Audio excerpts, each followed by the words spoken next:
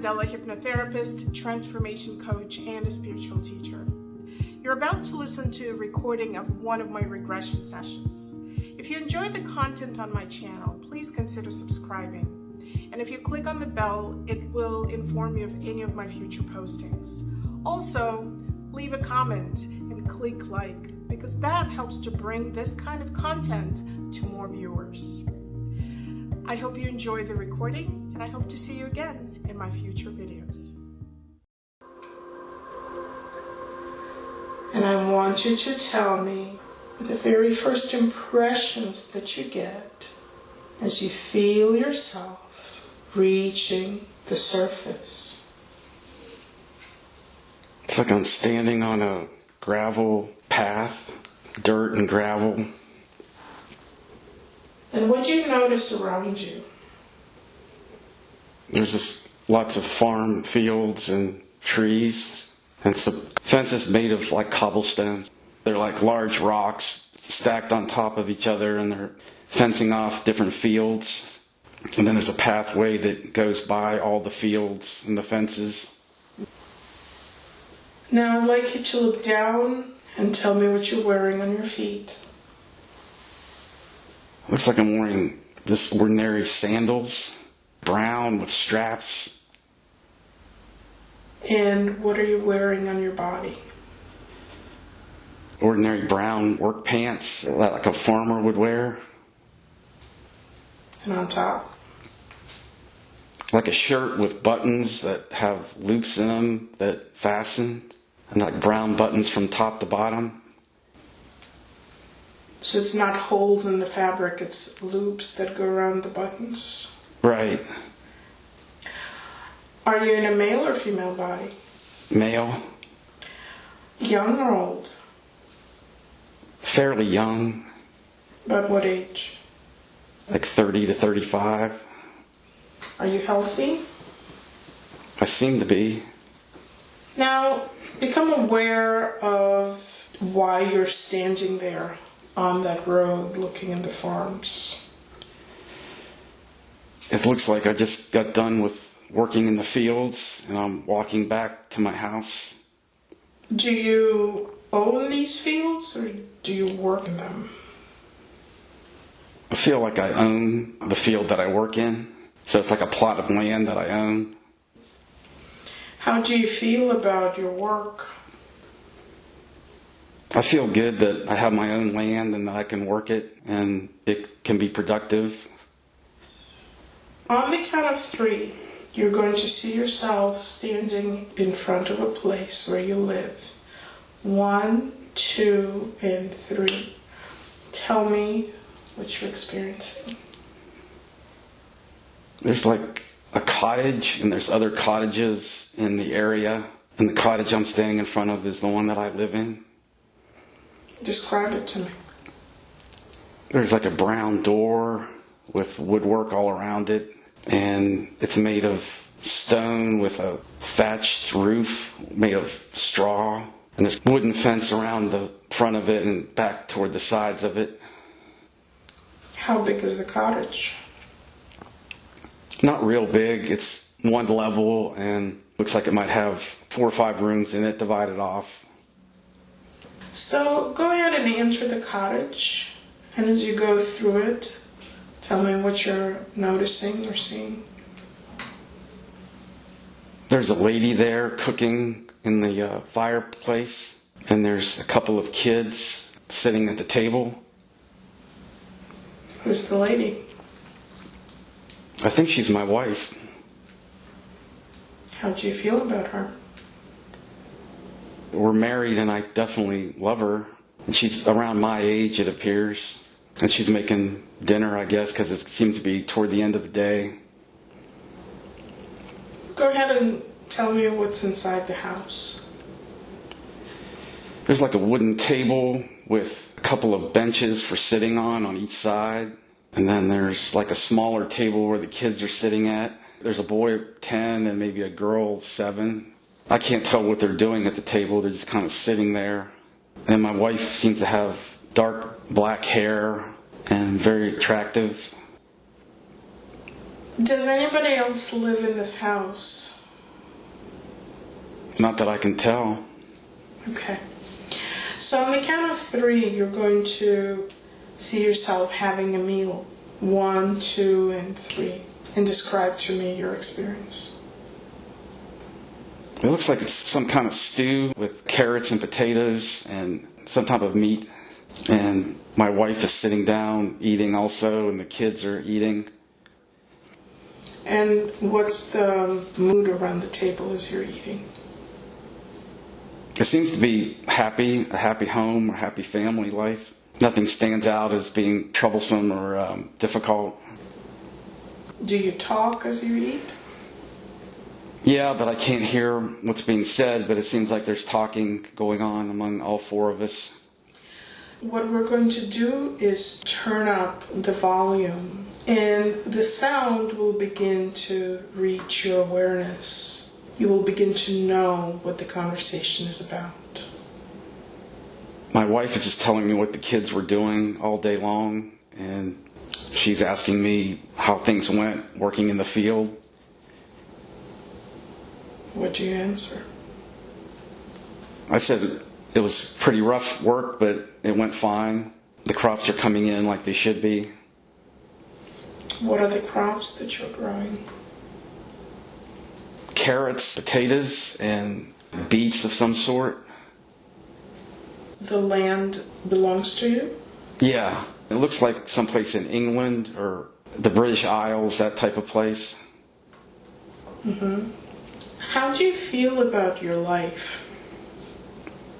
I feel good because I'm a landowner and I'm able to provide for my family, and I have 2 healthy kids and a wife to spend my life with. And I feel good that I'm able to be a provider.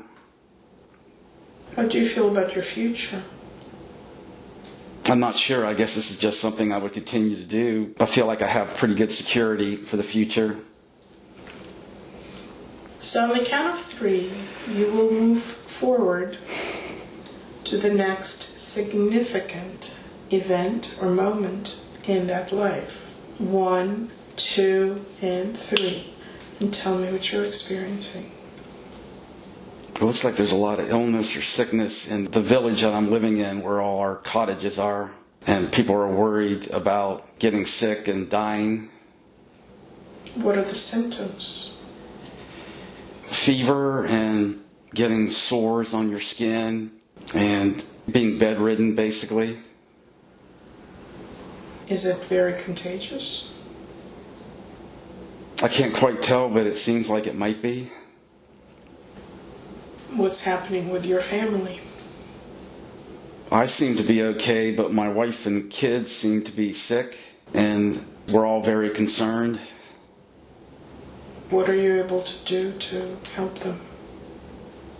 Nothing really. They're just getting sick and in bed, and I continue to go work in the fields as I can, and then try to take care of them the best I can when I'm back at home. Is there any medical help or guidance that's available in the village? Not really. I mean, there's a pastor and there's a doctor, but there's not much he can do but just treat the symptoms. So a doctor has been there to see your family? Yeah, I think he's been to all the cottages that were affected, but they're all afraid of getting the disease, so there's not much that they can do anyway. What have you been told to do? Just to keep them as comfortable as possible and try to get them to eat and drink if they can, and clean the sores that are on their bodies as much as possible. So move forward in time enough to where you can tell me what happens next to them. The disease progressed and they're all passed away, and I'm by myself. How long were they sick? 2-3 weeks maybe. Are you still well physically? I seem to be, but I'm wore out from working and trying to take care of them, and I'm of course distraught about the fact that they're deceased. So I feel like I've aged, 10 years. So let's move again until You feel like you have either recovered or can see where your life is going. Tell me how things are progressing. I'm still in the same house by myself, still working the land. I feel bad that I couldn't protect my family and save them from it. Of course, I'm lonely all the time because I'm by myself. And much of the village has died off, but there are still some that are there that survived it. Would you say the majority survived or the majority is gone? I think the majority's gone. How long has it been since your family passed? 5 or 6 years. Are you thinking about how the rest of your life will unfold? I think I'm just content with continuing to live in that house and work the field. And I'm not out there seeking anybody new to live with. I mean, there are people in the village that I still deal with, but I'm essentially by myself from what I can tell. How big is your village now? There's probably about 50 people there now. How many were there before? Probably like a couple of hundred. Is the disease fully gone now? Yeah, it's been gone for years now. It went through the village, burned through it, and left, and it hasn't come back. The crops that you grow, do you sell them to others, or is it just for you? I keep what I need, and I sell the rest, help provide for the village also. Do you go outside of the village? Yeah, I go down the road to other villages that are nearby. So on the count of 3, I want you to move to the next significant event in that life. 1, 2, and 3. And tell me what you're experiencing. It looks like I've moved on to another village where I'm selling out of a wagon the crops that I've grown. It seems like a pretty mundane life. This just goes on for years after my family has passed away. Become aware of how old you are at this point. Mid-50s. And how do you feel about your life? The biggest regret was having the family and then losing the family and being left on my own and not being able to protect them or keep them safe. I feel kind of responsible that I could have done something more, although I don't know what it would have been. So on the count of 3, you're going to move to the last day of that life. 1, 2, and 3. And tell me what happens. I'm out working in the field with a plow and the horse, and I just kind of fall over in pain. I'm not sure why. Just become aware where the pain is. It feels like it's in my chest area. I'm pretty wore down from all the work that I've done over the years. How old are you at that time?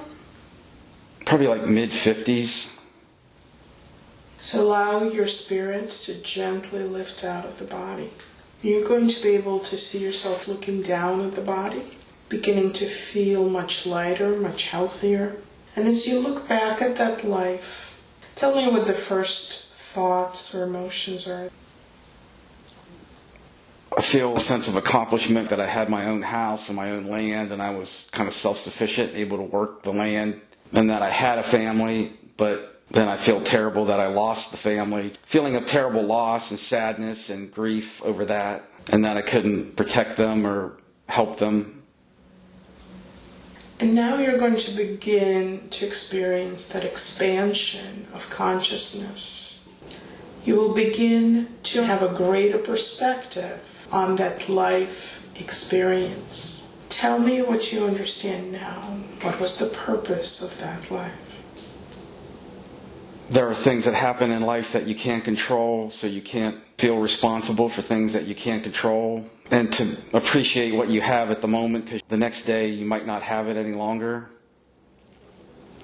Become aware of why that particular lesson was important for you. Because I currently tend to take things for granted too much and not fully appreciate what I have. I'm too focused on trying to control everything. And you should appreciate each day as it comes and live in that one day and not worry about things that you can't control. I want you to imagine that in that soul state, you're entering a healing chamber. The pain of loss, the sorrow, the guilt of not being able to keep your loved ones safe, they begin to be dissolved, released, washed away. Become aware if you're allowing them to be released. I feel like I'm trying to let it go, but it kind of wants to hang on.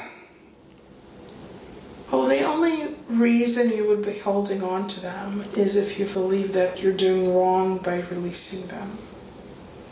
I think there's some overlap because my 15-year-old son in this life died. I tried to help him and get him to the hospital as quick as I could, and he died anyway, and I feel terrible about that.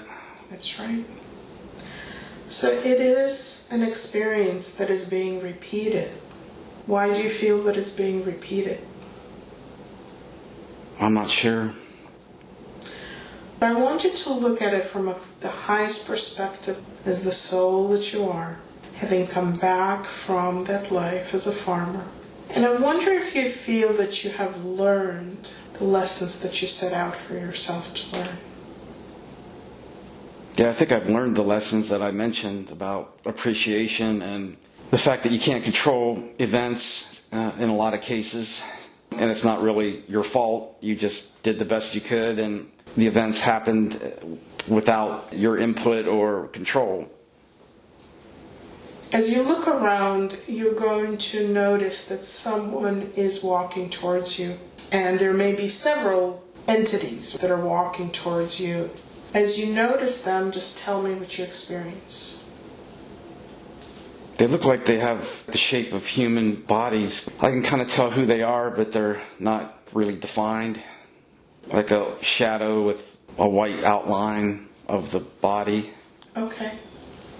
And so as they approach you, they greet you, they welcome you back home, and they have a message for you relevant to your experience. What do they tell you? They just gather around me and welcomed me and said, don't worry about what happened because it wasn't your fault. So it's a lot of light and a welcoming kind of feeling. What's your response?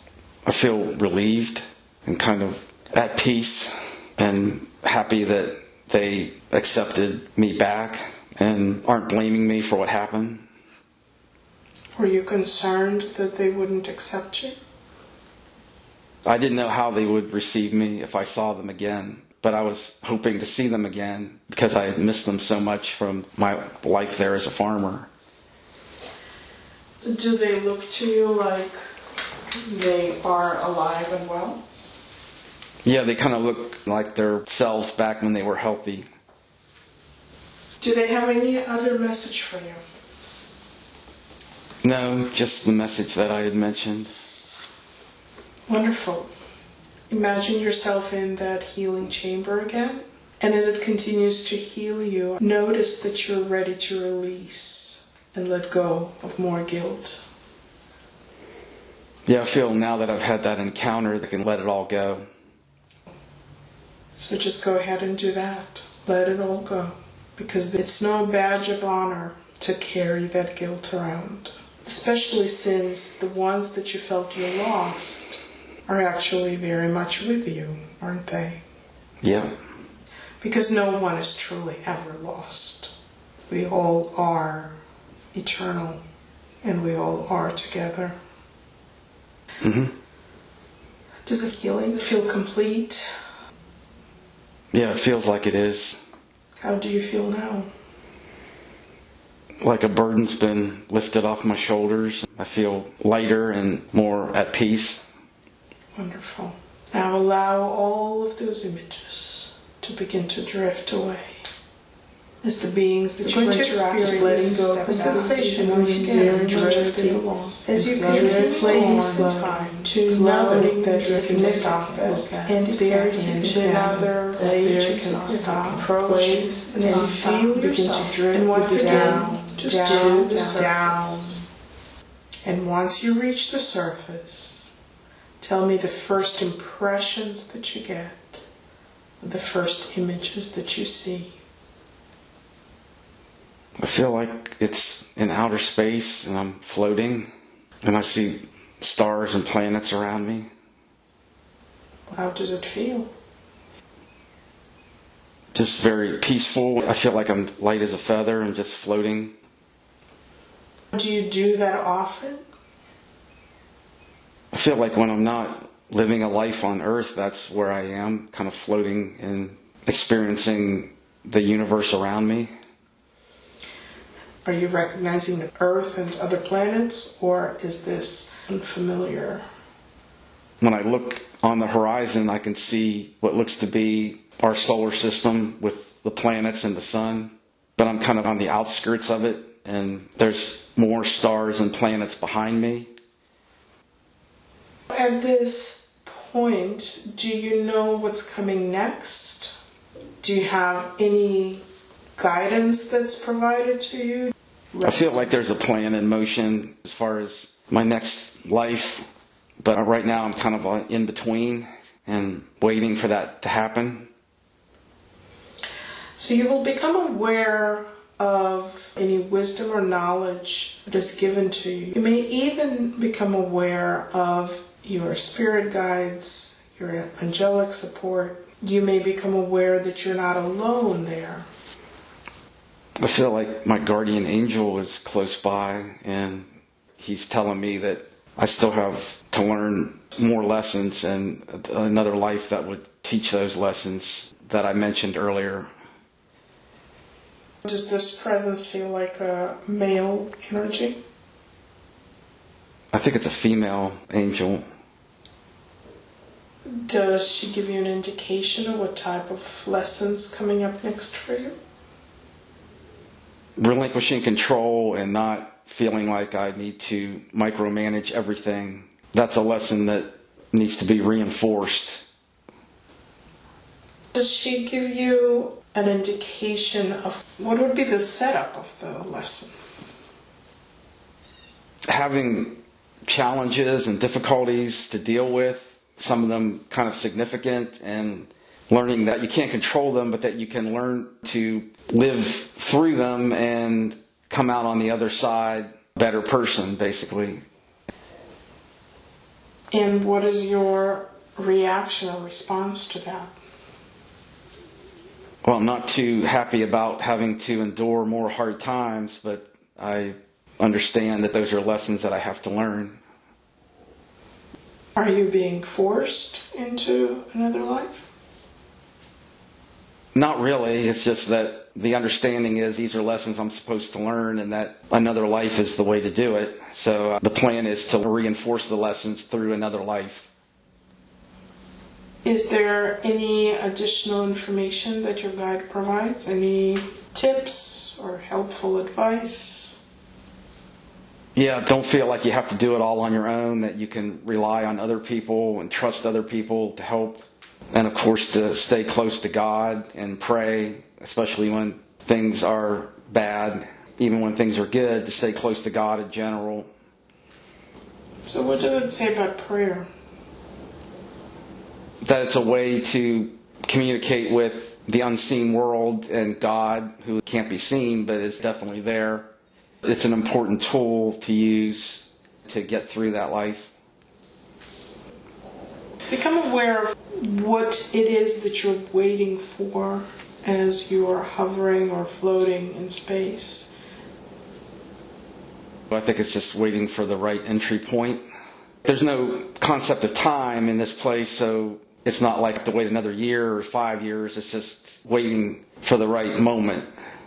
And so you don't have really a sense of length of time.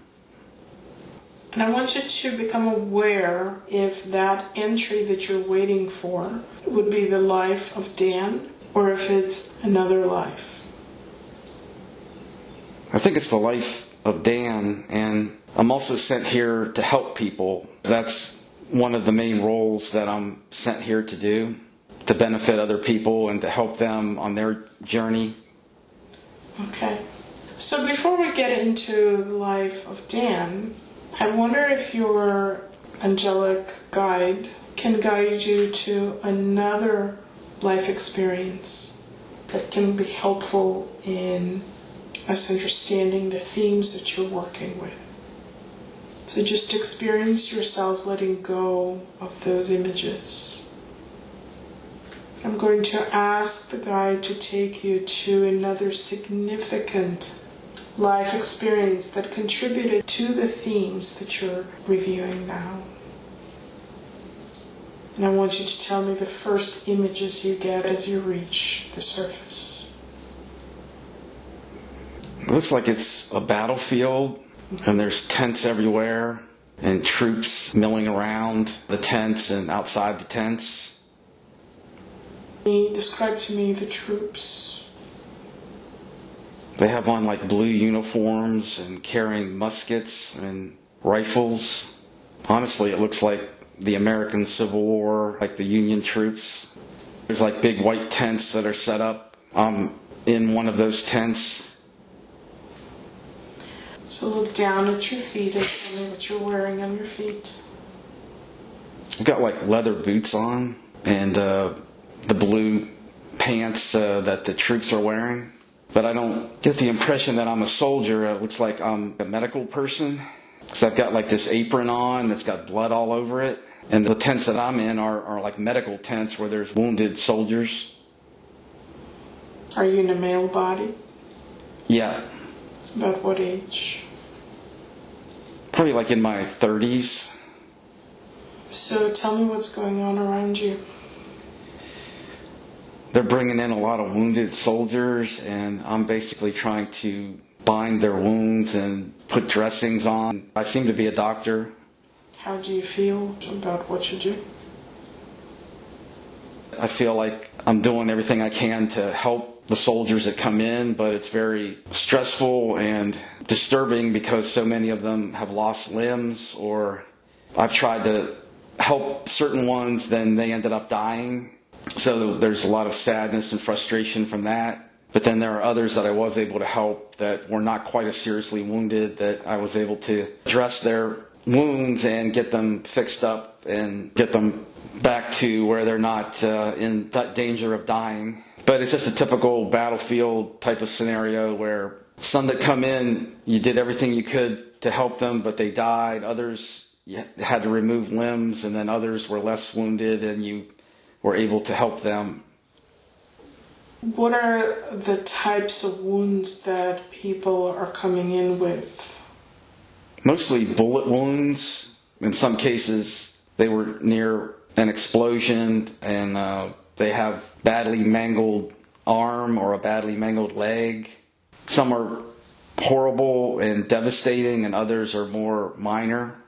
I'm one of the ones treating them as they come in, dealing with each one that comes in that was assigned to me. How confident do you feel as you do this work? I feel like I know what I'm doing, but I'm just not able to help everybody, and that frustrates me. But I do get satisfaction from the ones that I was able to help. Become aware of how long you have been in the war. I get the sense that I've been there for a couple of years, and it's kind of wearing me down. So we're going to rewind the clock back to the moment before you had to leave home. And you're going to find yourself standing in front of a place where you lived. And tell me what you see.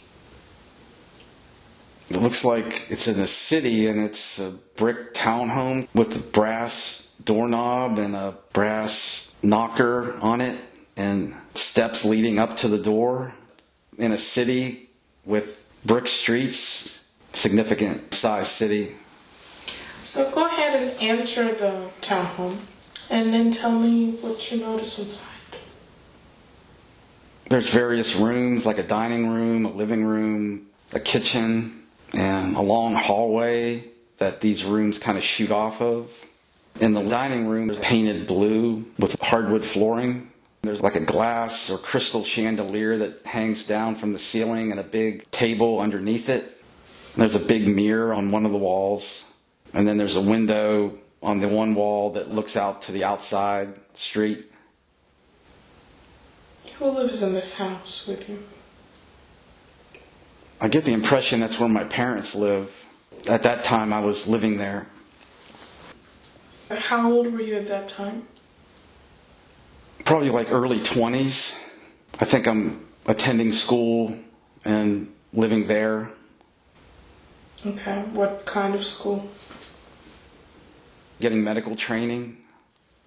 Do you have any significant person in your life? I feel like I do, but I don't see them there. But I get the sense that I am dating somebody. Just find yourself at a time when you are with that person and describe to me. She's about my age and has blonde hair and light skin, about my height roughly. She lives in the same city that I live in, but I don't sense that we're married or anything yet. How do you feel about her?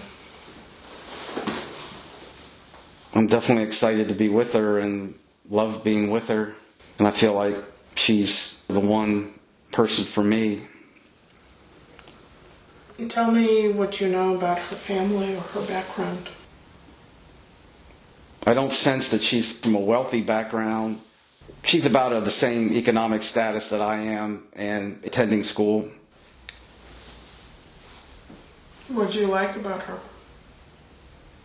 She has a great sense of humor and is beautiful and treats me well, and we get along well together.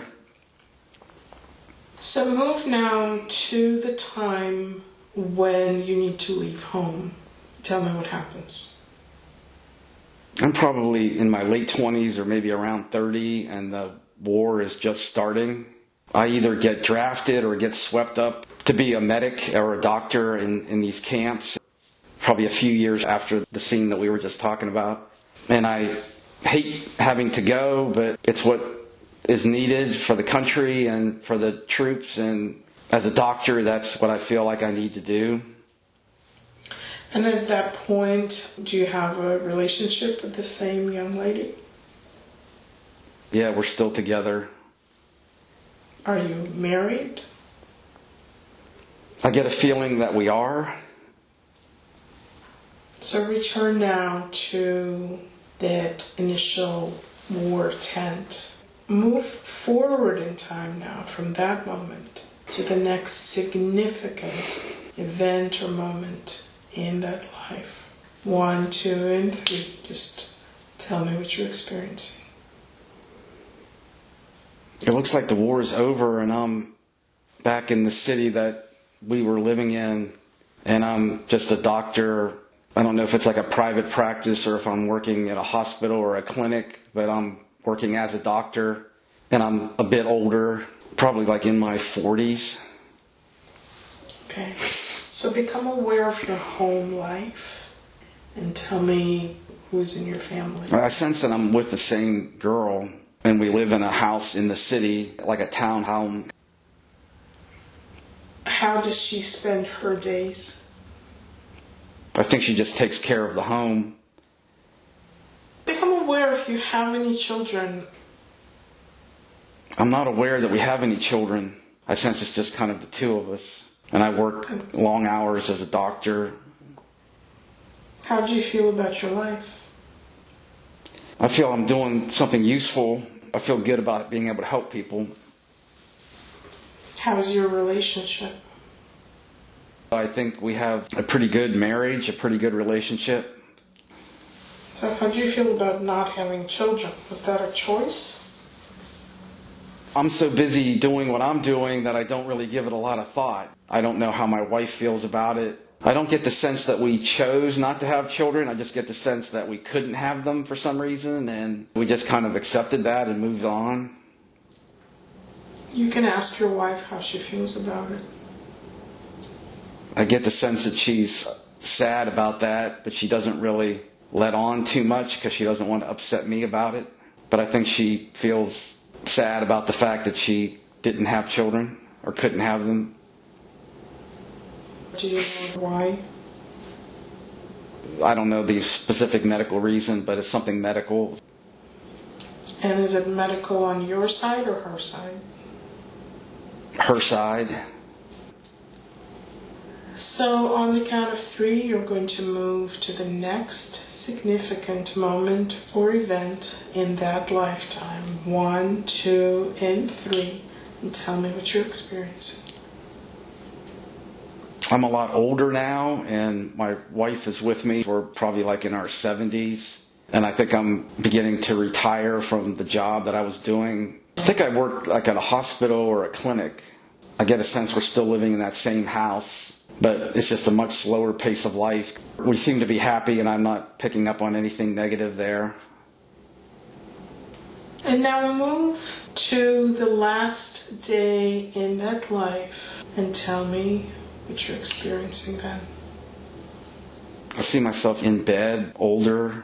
I'm terribly sick and basically on my deathbed. My wife is there trying to comfort me and take care of me. What are you experiencing? What are the symptoms? I feel like I have a terrible headache and I'm just tired and can't move. So I don't know if it's like pneumonia or a bad flu or something of that nature, like a respiratory thing. Whatever it is, it's hit me really hard and I can't really recover from it. Is there any interaction between you and your wife during the last day? Slipping in and out of being aware or conscious, that's kind of how it ends. But I feel grateful to have somebody there to help me through the last part of it and to have spent my whole life with. And so just allow your spirit to gently lift out of the body. You're going to look back at the body and the life you just left behind. And what are the first thoughts and feelings about that? Well, I was sent there to help people, so that's why I was the profession I was, and I feel like I did a good job and did what I was supposed to do.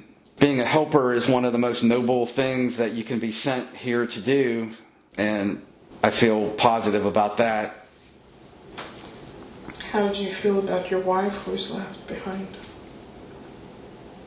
I feel bad that I left her behind, but other than that, I was glad she was there for me and supported me throughout my whole life as a doctor, and that I didn't have to go through all of that alone.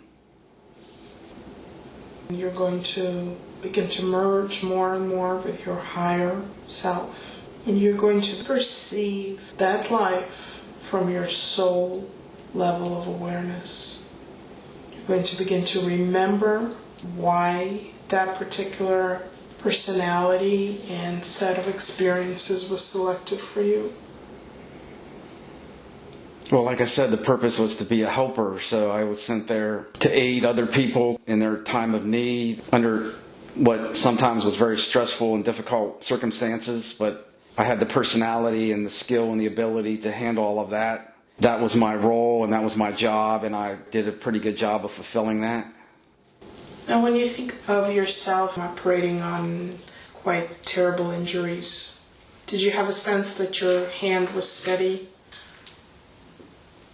Yeah, I felt like I knew what I was doing, but I was doing it under chaotic and difficult circumstances that were far less than ideal.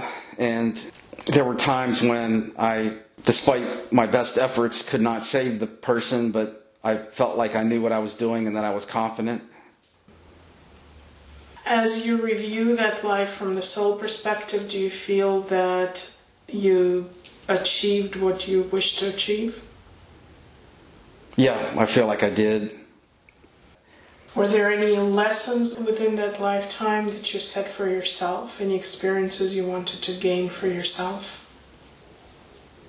Well, the lesson that I seem to have learned was even the smallest thing that you do can be helpful, and that you can't help everybody, but you can help some people, and all you can do is what you can do. You can't control the circumstances of X number of people coming in being wounded, and you can only deal with so many of them at a time. So you deal with what you can control, and you let go of what you can't control. All right. So as you continue to merge with your higher self, you will begin to feel once again the healing winds that surround you and begin to wash away, clear away any remnants of that life that kept those memories of being unable to help everyone that you wanted. And as you let go of it, you return to your wholeness and your peace. And let me know when you feel that is completed or mostly completed. Yep, I feel like it's all been cleansed away and I'm at peace now. Good. And I'd like to ask Dan's higher consciousness to step forward. May we speak to you and ask you some questions? Yes. Thank you. So I know that you could have brought forward many different lifetimes for Dan to review today, but you brought forward the lifetime of a farmer who lost his family, and then the lifetime of a doctor. Can you tell us why you selected those two lifetimes to present to him? Because both lifetimes dealt with serious trauma and difficult situations that couldn't be controlled. It was to show that you can't worry about controlling, but you do what you can do, and you can get through those hard times and continue to move forward and still find peace and tranquility on the other side. He felt guilty at first regarding his son in this life, but he's worked on reducing that and has made progress on realizing that there was nothing he could have done to have changed anything about his son's circumstances, that it wasn't his fault. So the guilt has been reduced quite a bit. It's far better than the guilt that he felt as a farmer and then feeling frustrated as a doctor that he couldn't save anyone. He's gotten to the point where he realizes not everything is his fault, and he just needs to continue to work on that for the remainder of his life. Is there a reason why it's actually life and death, like actually losing people, that's selected as a setup for the experience? Well, part of the reason it's to learn to appreciate the people that are in your life while you have them, not take people for granted. They may be here today, but not tomorrow. And so take every moment to appreciate their presence in your life. Okay. Tell me what you have set up as a life purpose for Dan's current life. He's sent back here to be a helper again, only in a different way. He's taken the experience of dealing with his special needs son, and he's working at this very same school that his son attended, helping the same kinds of kids that have various special needs. So he was sent here to be a helper again. How do you feel he's doing with completing his life purpose? He's definitely on the right track and been doing a great job of helping people. I don't think he gives himself enough credit for all the help he's given to people and all the people that he's helped. He wants to understand his life lesson, so would it be fair to say that it's about doing what you can and letting go of what you cannot? Yeah, I think that's a fair statement, a fair way to put it. And how is he doing with that? He's getting on the right path there, but he still needs to continue to work on that and realize that not everybody can be helped and that you can't impose your will on every situation. But he's gotten better over time in that regard. Okay. He has experienced depression and anxiety in his life. Can you help him understand where that is coming from? A lot of the depression and anxiety stemmed from with financial problems he encountered when he was younger, and then that carried over into his adulthood as he got married and started having children, the financial burden of providing for that family. He is now experiencing somewhat of a lifting of that burden from his shoulders. Yet he's still concerned about it. So I want you to make sure that you tell me from your perspective as a soul, why was his childhood set up to give him those financial difficulties? It was to help him become more independent and self-sufficient, and that has served him well in his life so far. Right. That makes total sense from a human perspective. I'd like to hear an overview from a soul perspective of what is he learning.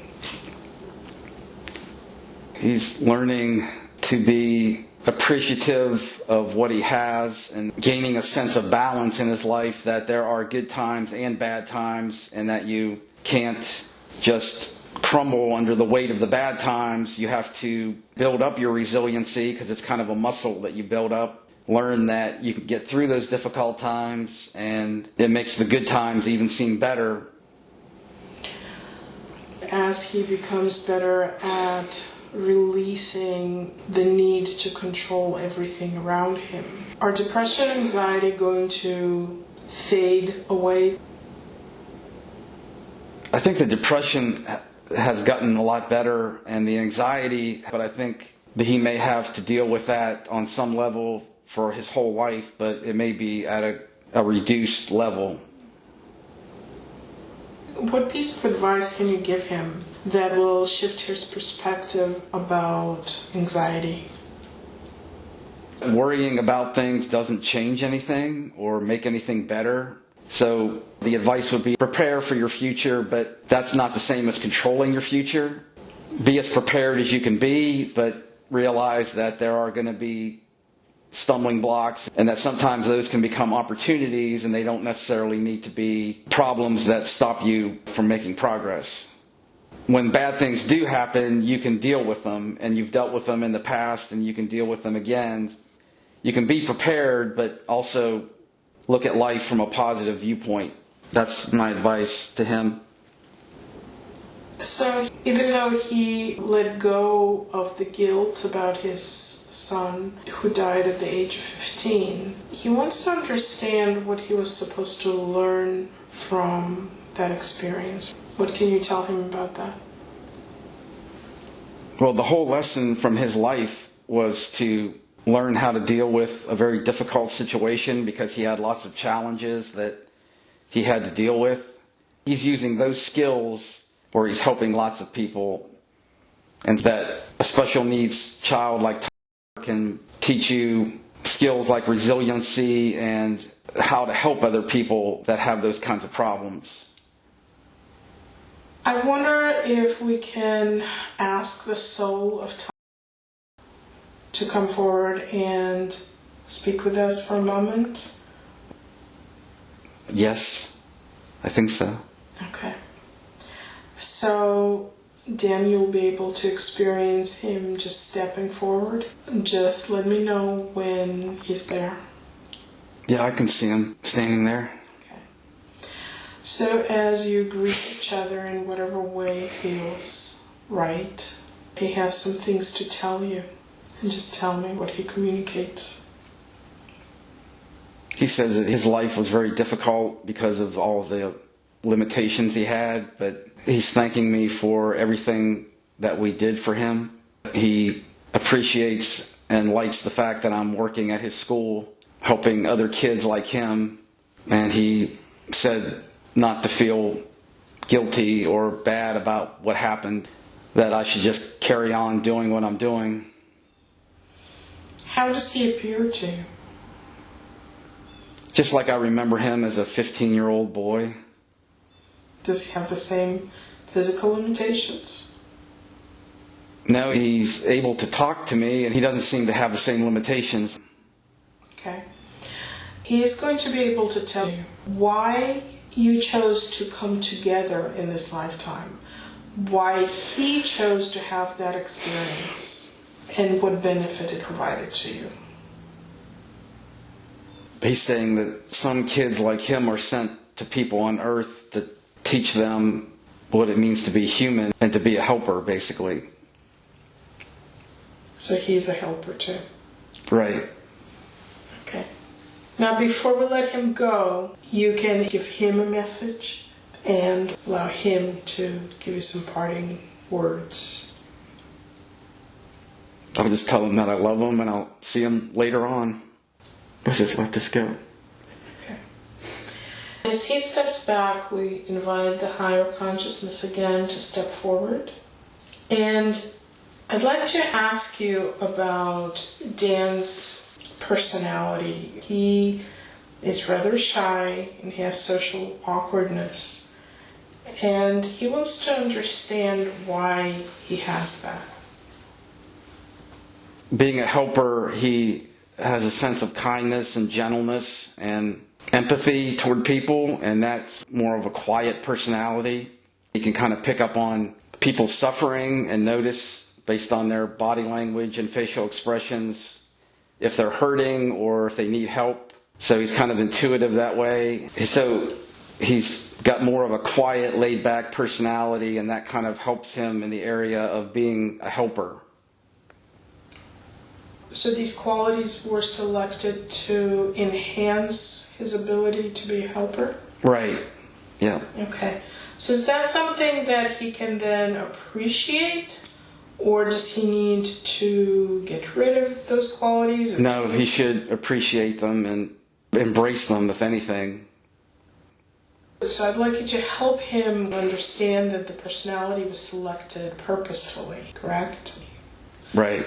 At the same time, when he was, both lives really, he seemed to be quite confident in what he was doing.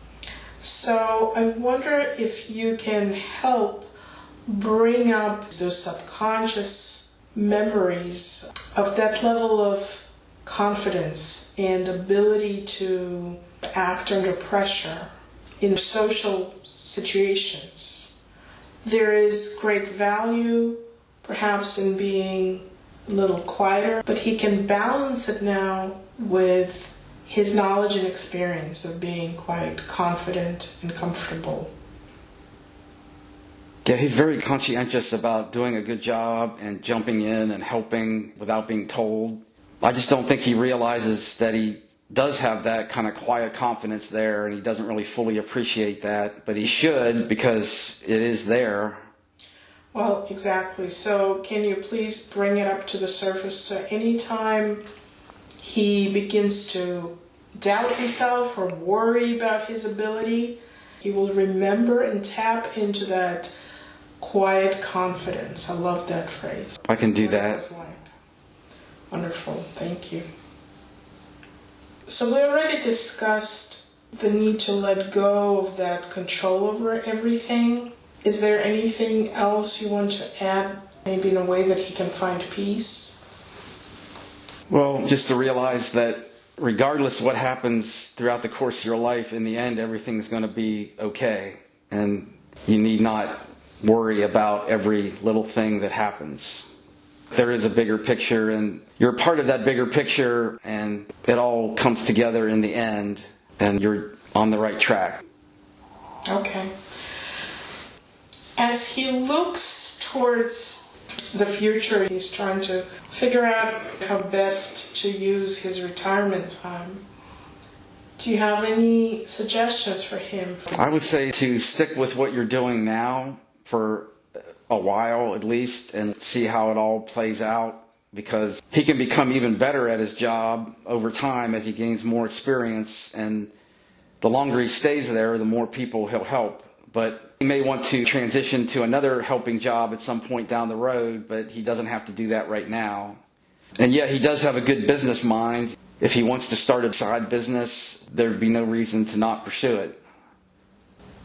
So as long as he's focusing on some sort of helping aspect, it doesn't really matter exactly what he's doing. Right, the exact job or the exact place doesn't so much matter. He's meant to do a helping role, so he should continue in some helping role for the rest of his life. Okay. Can you tell him at a soul level what his children want him to know about them, or what he needs to know about them? That him and his wife have raised wonderful children. They appreciate everything that we did for them, and they continue to appreciate it and are glad that he's there for them to offer advice and to offer support. And I don't think he realizes how much they appreciate him. Can he sense that now and just relax into it? He should be able to sense that. Good. Now I have a few questions about his spiritual origin and connections. Can you tell us if there is another planet, another species that he feels a special connection to, that he would consider his home base? His home base is just outside of the solar system. That's where he was floating before in between lives. He's from that galaxy that's just outside of the solar system, and he's sent here to be a helper. So, is he what we would consider a starseed? Yes, he's one of the star seeds. Okay. And can you tell him about the spiritual support system he has while he is in the human life? He has a guardian angel, and then he also has previous relatives that have passed on that he's prayed for many times. And they appreciate all of his prayers. And they're there to watch over him and support him, even though he doesn't see them or realize it. So he does have a group of spirits that act as his guides. Are there signs or ways that he can become aware of their presence? Sometimes it's maybe a dream where they appear, just to reassure him that they're there. Other times it might just be a thought that pops into his head, like, hey, do this or don't do that. That's them trying to help. And he doesn't even realize it, but that's what's happening. And is there a message from any of them now that they want to send? Only that they love him and that they are always there for him, and that they appreciate all of his prayers that he's prayed for their souls, and that's helped them immensely. Thank you. Now, I'd like to ask you to do a body scan. Tell me any issues that come up and anything that we need to be aware of. Well, he's got high blood pressure and high cholesterol, which he's taking medicine for, and he also has a blockage in one of the arteries in his heart that he's planning on getting diagnosed this summer. Why does he have that? It's a buildup of all the stress that he internalizes, and that's where these things congregate and build up, and that's kind of an outcropping of that. What can be done, what can you do to help him blast out all of the stress that he has been accumulating in his body that is creating the physical blockages? I could just release all the stress that's currently there, and that will help the heart issue. Yeah, great. And tell us how you're doing it as you proceed. I'm just gathering up all the stress that seems to coalesce in his chest, and I'm releasing it from his body. That will help his heart health in general. Good. And the same goes for, he has some irritated esophagus, and that's kind of from stress, internalized. The release of that stress will help with that ailment as well. So tell me how it's proceeding or when it's done. It's all gone now. Good. Now review the blockage. See if it's still there. It looks like the blockage is all gone now, and it's all clear. And he'll find that out when he gets the test over the summer. Right. So continue with the scan and let me know what else comes up. Like his lower body seems fine. He has the tinnitus in his ears. That was from a childhood incident where somebody used a cap gun and held it up close to his head, and that caused the ringing. It was just an accident. And that's okay, because it's not about blaming anyone, but that was an experience he had, and it was stored in his soul memory.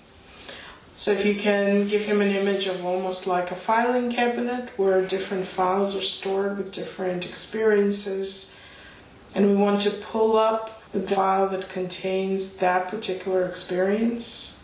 And I wonder if it's okay for him now to let go of that. He can dispose of that in any way he deems appropriate. It's not something he thinks about a lot, so we can just destroy it and rip it up. Right, very good. So as that memory, as that event is taken out of his experience, what happens now to his physical body? Over time, the tinnitus can be drawn down and then eventually cleared up because the file's been destroyed and there's no longer any remnants of it. Okay. Are his ears feeling better now? Yeah, he seems to be able to hear better, and the ringing is already less intense. Okay, good. So it's going to continue to diminish until it fully dissipates, and it's up to him to decide how long it needs to take until he feels fully and completely that he has let go of that experience. All right, go ahead with the scan and tell me if there's anything else. Everything else seems fine. Okay. And before I let you go, if you have any message to give to Dan, please say it now. It would be to trust yourself, that you are confident and have reason to be confident, and that you should not look for reasons to not do things, but to keep pushing forward in doing what you're doing and live your life to the fullest, and not live your life worrying about what could go wrong, but concentrate on everything that could go right. Thank you. So now I'm asking the higher consciousness to recede to where it belongs with much love and thanks for the help and information that it has been giving Dan today.